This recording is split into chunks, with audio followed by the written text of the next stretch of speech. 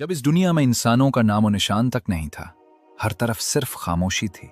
ना कोई जानवर था, ना कोई जिंदगी का कोई निशान।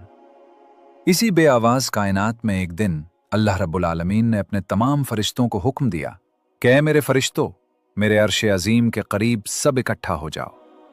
अल्लाह का हुक्म मिलते ही बेशुमार फरिश्ते नूर की तरह चमकते हुए इस मकाम पर हाजिर हो गए। तब अल्लाह ताला ने फरमाया, मैं जमीन पर अपना एक नुमाइंदा भेजना चाहता हूं। ये सुनकर फरिश्ते हैरान रह गए। उनकी पेशानियों पर सवाल थे और दिलों में ताज्जुब। उन्होंने अदब से अर्ज किया, ऐ हमारे परवरदिगार, क्या आप ऐसी मखलूक को जमीन पर भेजना चाहते हैं जो वहां फसाद करेगी, खून बहाएगी? हालांकि हम तो हर वक्त आपकी तस्बीह और इबादत में मशगूल हैं। फिर नया खलीफा बनाने की क्या जरूरत है? उनकी बात सुनकर अल्लाह रब्बुल आलमीन ने फरमाया, ऐ मेरे फरिश्तों, मैं वो जानता हूं जो तुम नहीं जानते। कौन मेरी इबादत करेगा और कौन नाफरमानी करेगा, इसका इल्म सिर्फ मेरे पास है।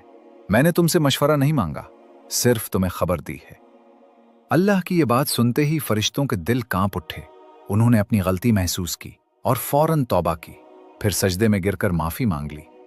इसके बाद अल्लाह ताला ने अपने 4 अजीम फरिश्तों को बुलाया, हजरत जिब्राईल, हजरत मिकाईल, हजरत इसराफील और हजरत इज़राईल अलैहिमुस्सलाम।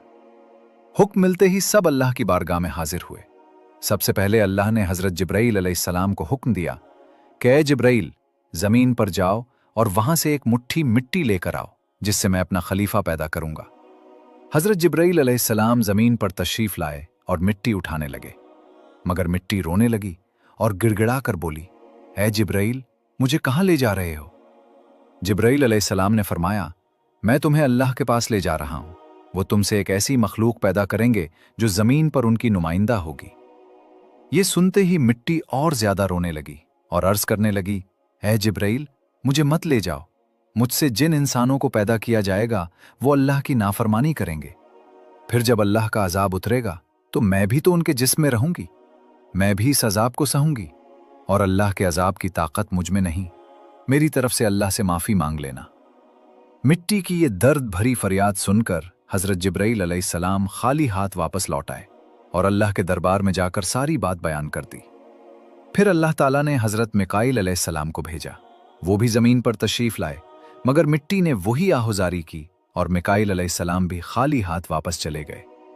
इसी तरह हजरत इसराफील अलैहिस्सलाम भी जमीन पर आए, लेकिन मिट्टी की सिसकियों ने उनका दिल भी पिघला दिया और वो भी बगैर मिट्टी उठाए वापस लौट गए। तीनों फरिश्ते खाली हाथ हाजिर हुए तो आखिरकार अल्लाह रब्बुल आलमीन ने हजरत इज़राईल अलैहिस्सलाम को जमीन पर भेजा। जब इज़राईल अलैहिस्सलाम